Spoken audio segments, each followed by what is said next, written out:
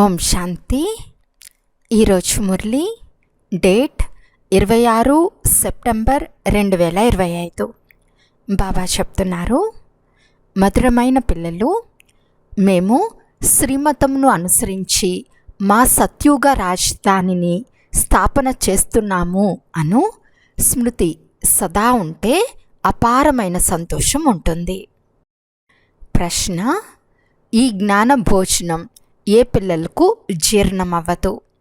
జవాబు: ఎవరైతే తప్పులు చేసి చీచీగా అంటే పతితంగా అయి క్లాసులో వచ్చి కూర్చుంటారో వారికి జ్ఞానం జీర్ణమవ్వదు. వారి నోటితో ఎప్పుడూ భగవాను వాచ కామం మహాశత్రువు అని అనలేరు. వారి మనసు లోపలే తింటూ ఉంటుంది. వారు అసురీ సాంప్రదాయస్తులుగా అవుతారు. ఓం శాంతి. తండ్రి కూర్చుని ఆత్మిక పిల్లలకు అర్థం చేయిస్తున్నారు. వారు ఏ తండ్రి? ఆ తండ్రినే పిల్లలైన మీరు మహిమ చేయాలి. వారిని సత్యశివ్ బాబా, సత్యశివ్ టీచర్, సత్యశివ్ గురువు అని కూడా మహిమ చేస్తారు.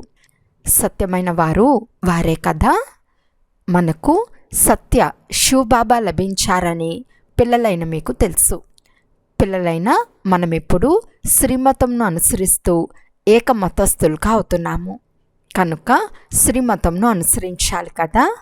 తండ్రి అంటున్నారు, ఒకటేమో దేహి అభిమానులుగా అవ్వండి, రెండవది తండ్రిని స్మృతి చేయండి. ఎంతగా స్మృతి చేస్తారో అంతగా తమ కళ్యాణాన్ని చేసుకుంటారు. మీరు మళ్ళీ మీ రాజధానిని స్థాపన చేస్తున్నారు. ఇంతకుముందు కూడా మన రాజధాని ఉండేది.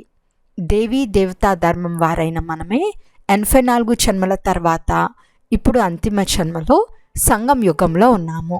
ఈ పురుషోత్తమ సంగం యుగం గురించి పిల్లలైన మీకు తప్ప మరెవరికీ తెలియదు.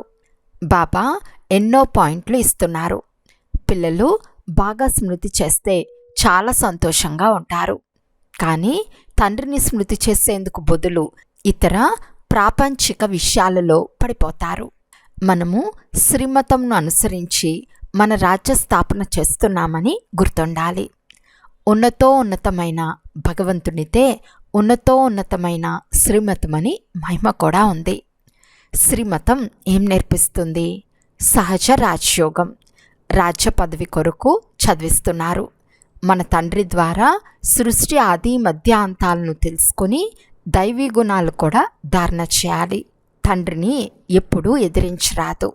చాలామంది పిల్లలు స్వయాన్ని సేవాయోగ్యులము అని తలచి అహంకారంలోకి వచ్చేస్తారు. ఇలాంటి వారు చాలామంది ఉంటారు. అక్కడక్కడ ఓడిపోయినప్పుడు నష దిగిపోతుంది. మాతలైన మీరు చదువుకోలేదు.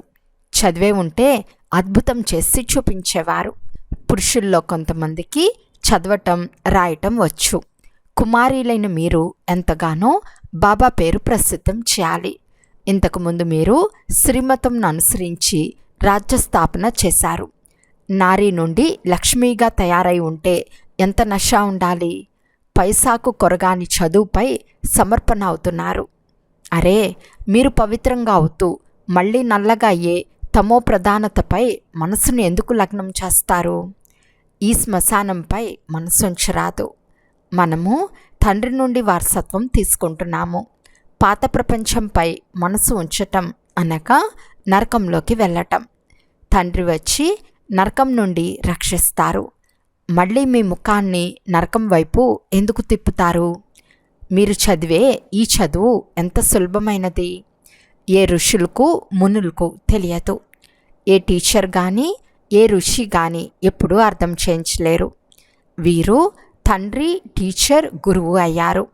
ఆ గురువులు శాస్త్రాలు వినిపిస్తారు. వారిని టీచర్ అని అనరు. మేము ప్రపంచ చరిత్రను, భూగోళంను వినిపిస్తామని ఎవ్వరూ చెప్పరు. వారు శాస్త్రాల మాటలే వినిపిస్తారు. తండ్రి మీకు సర్వశాస్త్రాల సారాన్ని వినిపిస్తారు. అంతేకాక ప్రపంచ చరిత్ర, భూగోళాన్ని కూడా వినిపిస్తారు. ఇప్పుడు ఈ టీచర్ మంచివారా? ఆ టీచర్లు మంచివారా? ఆ టీచర్ నుండి ఎంత చదివినా ఎంత సంపాదిస్తారు? అది కూడా అదృష్టం ఉంటే మాత్రమే సాధ్యం. చదువుతూ చదువుతూ ఏదైనా ప్రమాదం జరిగి చనిపోతే చదువు సమాప్తమైపోతుంది. ఇక్కడ మీరు ఎంత చదివినా అది వ్యర్థమవ్వదు. ఒకవేళ శ్రీమతంను అనుసరించక విరుద్ధంగా నడుచుకుని మురికి కాలువలో పడినా చదివిందంతా ఊరికే పోదు. అంతేకాక ఈ చదువు 21 జన్మలకు ప్రాలబ్ధం ఇస్తుంది. కానీ పడిపోయినందున కల్పాంతరాలకు చాలా చాలా నష్టపోతారు. తండ్రి అంటున్నారు, పిల్లలు ముఖం నల్లగా చేసుకోకండి. చాలామంది అపవిత్రంగా చీచీగా అయి మళ్ళీ వచ్చి కూర్చుంటారు. వారికి ఈ జ్ఞానం ఎప్పుడు జీర్ణమవ్వదు, అజీర్ణమవుతుంది. విన్నదంతా అజీర్ణమైపోతుంది. నోటితో ఎవరికి భగవాను వాచ, కామము మహాశత్రువు, దానిపై గెలుపొందాలి అని చెప్పలేరు. స్వయం వారే విజయం పొందకుంటే ఇతరులకు ఎలా చెప్తారు? లోపల తింటూ ఉంటుంది కదా, వారిని అసురీ సంప్రదాయస్తులని అంటారు. అమృతం తాగుతూ తాగుతూ విషం తాగితే 100 రెట్లు అపవిత్రంగా అవుతారు. ఎముక విరిగిపోతుంది. మాటల సమూహం చాలా బాగుండాలి. లక్ష్యమైతే మీ ముందే ఉంది.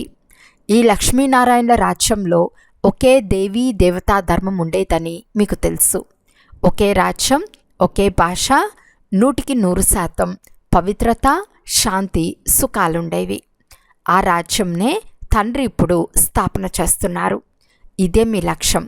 100% పవిత్రత, సుఖం, శాంతి, సంపదలు ఇప్పుడు స్థాపన అవుతూ ఉన్నాయి. వినాశనం తర్వాత శ్రీకృష్ణుడు మళ్ళీ వస్తున్నారని మీరు చూపిస్తారు. సత్యుగంలోని ఒకే దేవీ దేవతా రాజ్యం, ఒకే భాష, పవిత్రత, సుఖము, శాంతి మళ్ళీ స్థాపనవుతూ ఉన్నాయని స్పష్టంగా రాయాలి. ప్రభుత్వం ఇదే కోరుకుంటుంది కదా. సత్య త్రేతాయుగాలలో మాత్రమే స్వర్గం ఉంటుంది. కానీ మనుషులు స్వయాన్ని నరకవాసులమని భావించటం లేదు.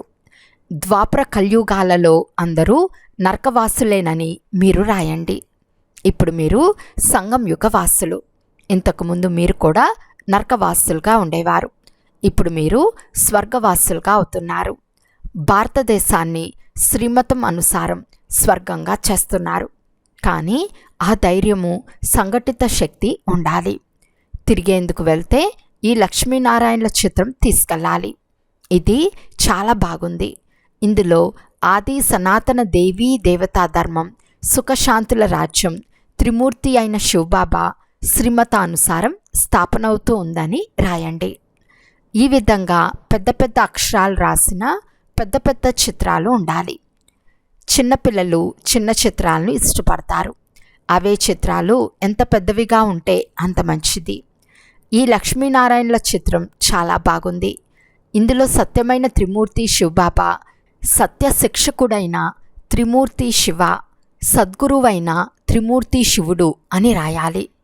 త్రిమూర్తి అనే పదం రాయకుంటే పరమాత్మ నిరాకారుడు కదా, వారు టీచర్ ఎలా అవుతారని భావిస్తారు. వారికి జ్ఞానం లేదు కదా. ఇప్పుడు స్థాపన అవుతూ ఉంది. ఇప్పుడు తండ్రి వచ్చారు. వారు బ్రహ్మ ద్వారా ఏకధర్మ స్థాపన చేసి మిగిలిన ధర్మాలన్నీ వినాశనం చేస్తారు. పిల్లలకు ఎల్లప్పుడూ ఈ నశ ఉండాలి. చిన్న చిన్న విషయాలలో ఏకమతంగా కలవకపోతే వెంటనే విడిపోయి చెడిపోతారు. ఇది జరుగుతూనే ఉంటుంది.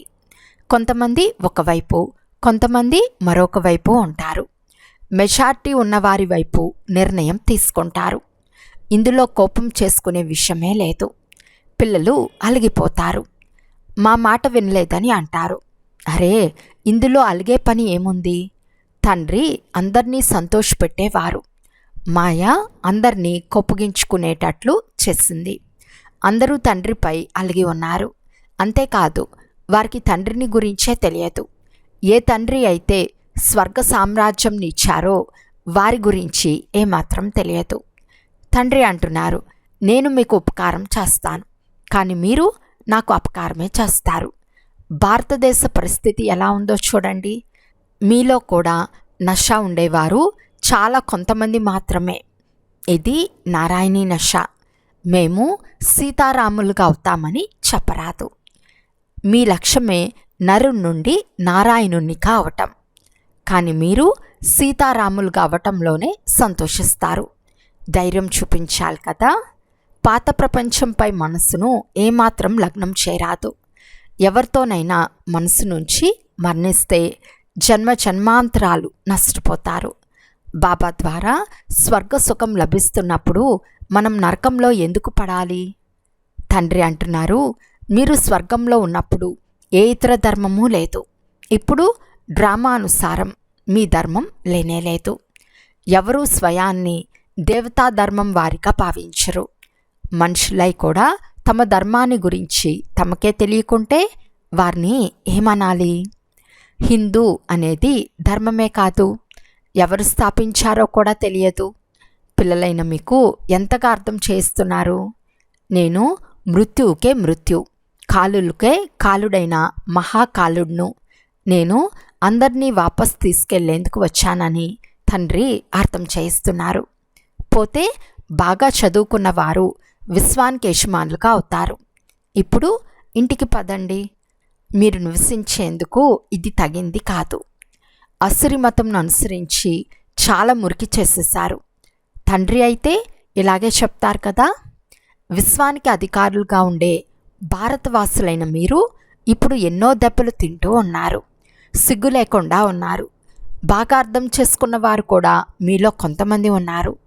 నెంబర్ వారుగా అయితే ఉన్నారు కదా. చాలామంది పిల్లలు నిద్రలో ఉంటారు. వారికి ఖుషీ పాదరసం మీటర్ పెరగదు. బాబా మనకు మళ్ళీ రాజధానిని ఇస్తారు. తండ్రి అంటున్నారు, ఈ సాధువులు మొదలైన వారిని కూడా నేనే ఉద్ధరిస్తాను. వారు స్వయానికి కానీ ఇతరులకు కానీ ముక్తినివ్వలేరు. సత్యమైన గురువు ఆ సద్గురువు ఒక్కరే. వారు సంగం యుగంలో వచ్చి అందరికీ సద్గతిని ఇస్తారు. నేను కల్పం యొక్క ప్రతి సంగం యుగంలో ప్రపంచం అంతటిని పావనంగా చేయవలసినప్పుడు వస్తానని తండ్రి చెప్తున్నారు.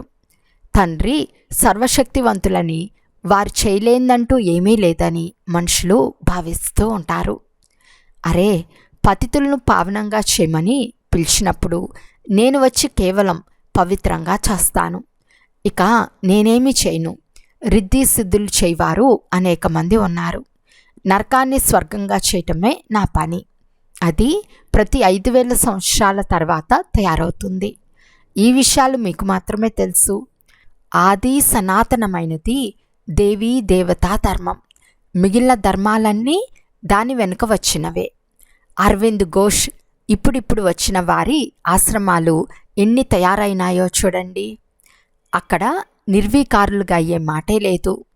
గృహస్థ వ్యవహారంలో ఉంటూ పవిత్రంగా ఉండలేరని వారు భావిస్తారు. గృహస్థ వ్యవహారంలో ఉంటూ ఈ ఒక్క జన్మ పవిత్రంగా ఉన్నామని తండ్రి చెప్తున్నారు.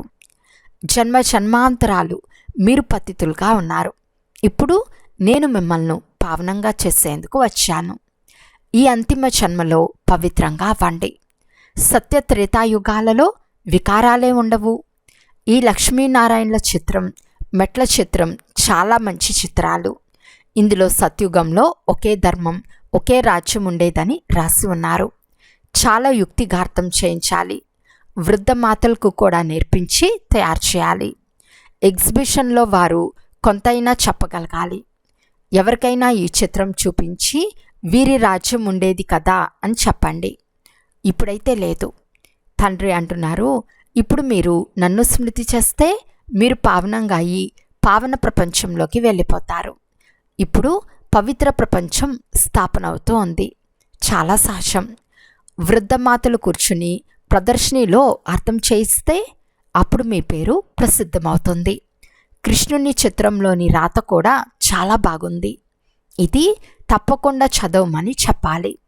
దీనిని చదివితేనే మీకు నారాయణీ నశ లేక విశ్వానికి మాలికులయ్యే నశ ఎక్కుతుంది అని చెప్పండి. తండ్రి అంటున్నారు, నేను మిమ్మల్ని ఈ లక్ష్మీనారాయణుల వలె తయారు చేస్తాను. అందువల్ల మీరు కూడా ఇతరులపై దయాహృదయులుగా ఉండాలి. మీ కళ్యాణం జరిగినప్పుడే ఇతరుల కళ్యాణం కూడా చేయగలరు. వృద్ధమాతలకు ఇలా నేర్పించి తెలివిగల వారిగా చేయండి. బాబా ప్రదర్శనీయులకు 8-10 మంది వృద్ధమాతలను పంపమంటే వెంటనే వెళ్ళాలి. ఎవరు చేస్తారో వారే పొందుతారు. ఎదురుగా లక్ష్యాన్ని చూసి మనం ఈ శరీరాన్ని వదిలి విశ్వానికి యజమానులుగా అవుతామని సంతోషిస్తారు. ఎంతగా స్మృతిలో ఉంటారో అంతగా పాపాలు నశిస్తాయి.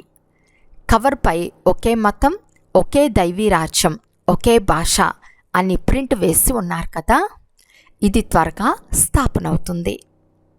అచ్చా, మధురాతి మధురమైన అపురూపమైన పిల్లలకు మాతాపిత బాప్దాదాల ప్రియ స్మృతులు మరియు గుడ్ మార్నింగ్.